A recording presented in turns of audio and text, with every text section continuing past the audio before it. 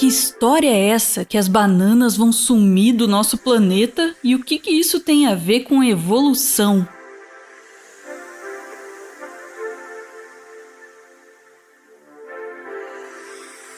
Aqui não é o canal do Brog, mas hoje a gente vai ensinar uma receitinha para vocês. Essa receita é de um prato típico da Mãe Natureza chamado de seleção natural.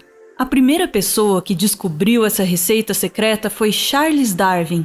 Anota aí, você vai precisar de um grupo de seres vivos da mesma espécie. Pode ser o que você quiser, qualquer bicho, qualquer planta e até bactéria, tanto faz. Mas tenha muito cuidado. Eles não podem ser exatamente iguais. Embora sejam da mesma espécie, esses seres vivos que você escolheu precisam ser pelo menos um pouquinho diferentes uns dos outros. Esse ingrediente é o que a gente chama de variabilidade genética. Esse ingrediente é a gosto. Quanto mais variabilidade, melhor. Você também vai precisar de uma pressão seletiva, que é qualquer coisa que facilite ou dificulte a sobrevivência e reprodução dos indivíduos desse grupo, de acordo com as características deles. Apesar da receita ser muito simples, é preciso tomar muito cuidado. Se você colocar pouca variabilidade genética ou muita pressão seletiva, o resultado vai ser desastroso. Um exemplo clássico de seleção natural ocorreu na Inglaterra durante a Revolução Industrial. Antes da Revolução Industrial, a maior parte das mariposas tinham essa cor mais clara, que facilitava a camuflagem em meio aos líquens das árvores. Mas nem todas eram assim. Nessas populações também haviam mariposas mais escuras. Temos aqui o nosso primeiro ingrediente, variabilidade genética. Durante a Revolução Industrial, a poluição por resíduos industriais deixou as árvores mais escuras. E aí, as mariposas mais escuras conseguiam se camuflar melhor nessa cor de fundo das árvores, se protegendo melhor da predação por pássaros. Temos aqui o nosso segundo ingrediente, a pressão seletiva. A poluição fez com que mariposas escuras deixassem mais descendentes e que mariposas claras fossem mais suscetíveis à morte pelo ataque de pássaros.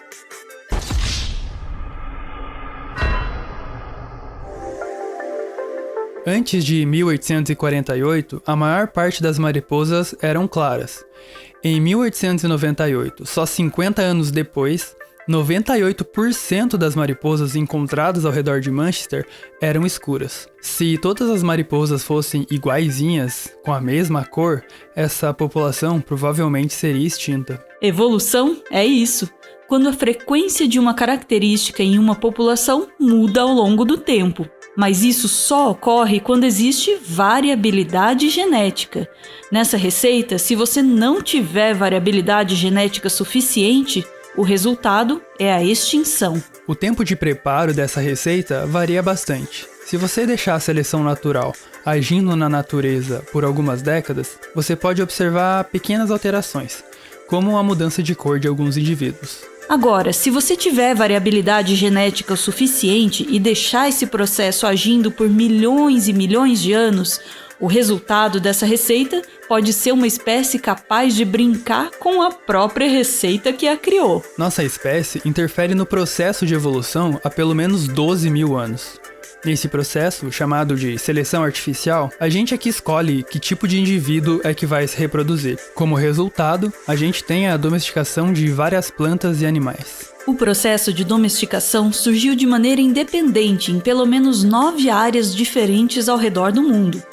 Quase tudo que a gente come hoje é resultado de seleção artificial. Aqui, a gente vê a diferença entre uma berinjela selvagem e a berinjela resultado de gerações e gerações de seleção artificial.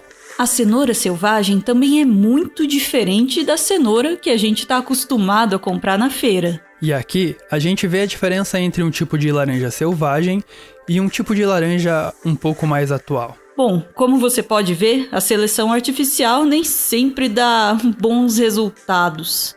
Ainda mais quando a gente leva isso a um nível extremo. Um dos exemplos mais famosos e também mais terríveis aconteceu na Irlanda no século XIX. Um acontecimento onde biologia e política se misturam.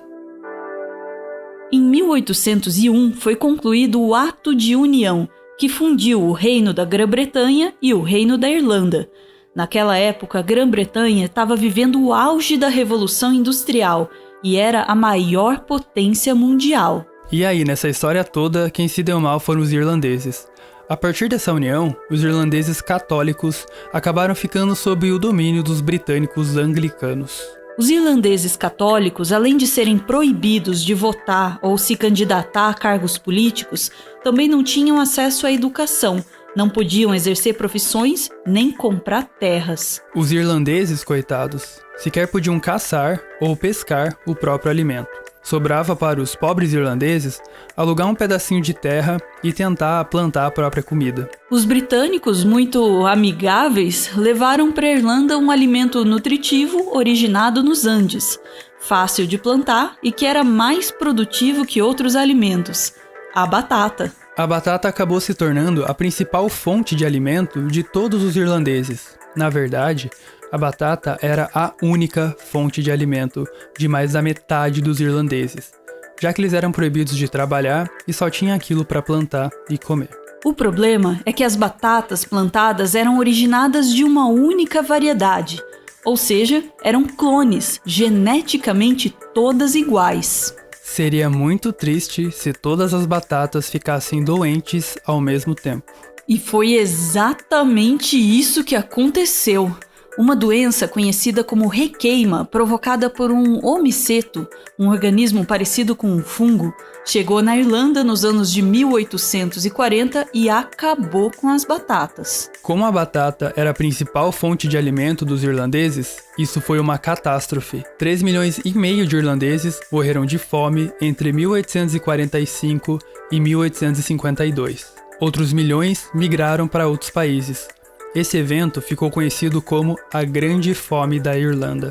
Por muito tempo, os britânicos culparam os irlandeses pela Grande Fome, dizendo que eles tinham muitos filhos e eram preguiçosos. Lembra até o discurso do seu Jair.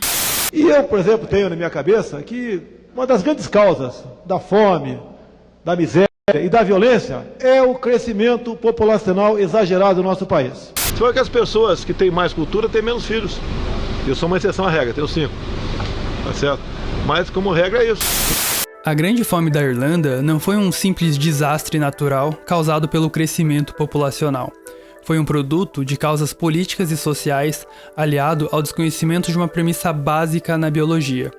Variabilidade genética é muito importante. Se as batatas na Irlanda não fossem todas geneticamente iguais, talvez pudessem surgir alguns indivíduos com um sistema imunológico diferente e resistente à doença. Um bom exemplo de como a variabilidade genética pode salvar uma espécie da extinção está ocorrendo nesse exato momento lá na Austrália, com o diabo da Tasmânia. A espécie que inspirou Taz, aquele personagem insano do Looney Tunes, começou a morrer em ritmo acelerado nos últimos 20 anos. A causa é algo tão insano quanto o próprio Taz, um câncer facial muito agressivo e que é contagioso. Um câncer contagioso é algo raríssimo. Esse tumor se espalha quando os diabos da Tasmânia mordem os rostos uns dos outros durante lutas e acasalamentos, ou quando dividem o mesmo alimento. Vários estudos já foram feitos na tentativa de salvar essa espécie, mas tudo indica que a natureza, por meio da variabilidade genética, já está fazendo isso. Cientistas analisaram o DNA de quase 300 demônios da Tasmânia e descobriram que genes que tornam esses animais imunes ao câncer estão se tornando cada vez mais comuns nas populações. Se a gente não atrapalhar e permitir que esses genes continuem se espalhando ao longo das gerações, é bem provável que o diabo da Tasmânia consiga escapar da tão temida extinção. Agora, quem talvez não consiga escapar da extinção são as bananas. Vou dar uma banana pra você, ok? Quem age dessa maneira merece outra banana, hein? É, seu Jair, a banana que você tanto gosta de mandar para os jornalistas está ameaçada por um fungo que causa uma doença chamada mal do Panamá. E não é a primeira vez que esse fungo coloca as bananas em risco de extinção. Até a década de 1950, a banana mais comercializada no mundo era a Gros Michel, uma variedade mais doce e saborosa que as disponíveis hoje no mercado. Como todas as bananeiras eram geneticamente iguais, O fungo dizimou as plantações de Gros Michel. A solução encontrada foi cultivar uma variedade resistente a esse fungo, e assim surgiu a banana Cavendish, que aqui no Brasil é conhecida como banana caturra, banana d'água ou banana nanica.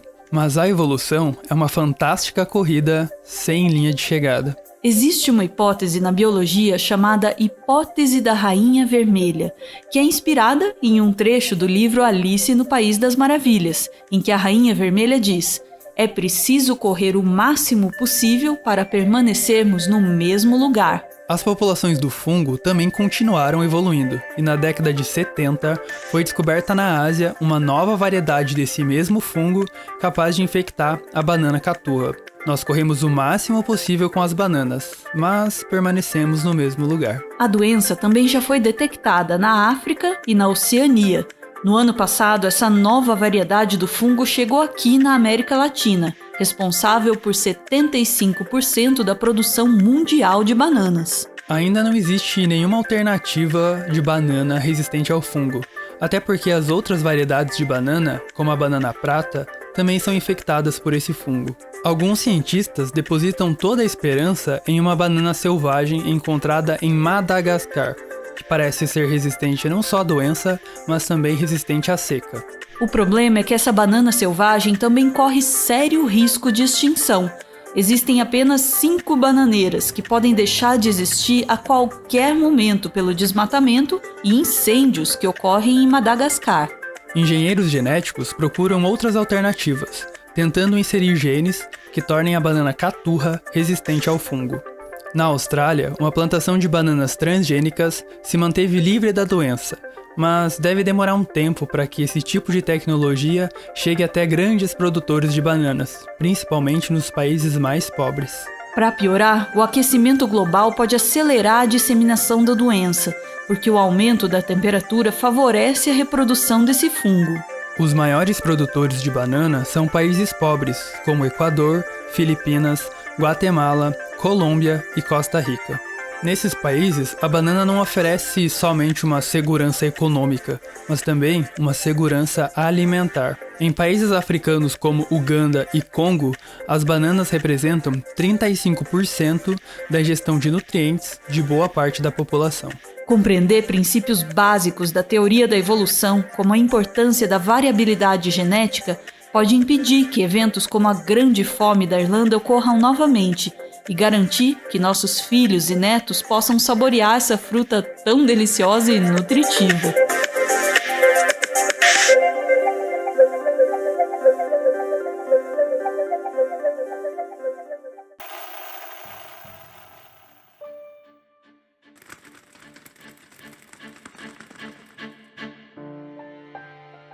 O Meteoro é mantido graças a uma campanha de financiamento coletivo. Quem participa ouve um podcast exclusivo e aparece aqui no finalzinho para receber o nosso agradecimento. Hoje a gente vê aí o Leandro e a Maria Clara, que a gente agradece pelo apoio e também pela sugestão, viu, Leandro? Obrigado mesmo, veio bem estruturada. O Leandro e a Maria Clara, nessa foto aí, os dois aparecem na Irlanda do Norte. E a Maria Clara ganha do Leandro a mensagem que segue. Diz ele: Maria Clara, quando estávamos aí, no comecinho de janeiro de 2020, mal sabíamos que o mundo estava prestes a virar de cabeça para baixo. De lá para cá, a pandemia mudou muita coisa no mundo, mas não mudou meu amor por você.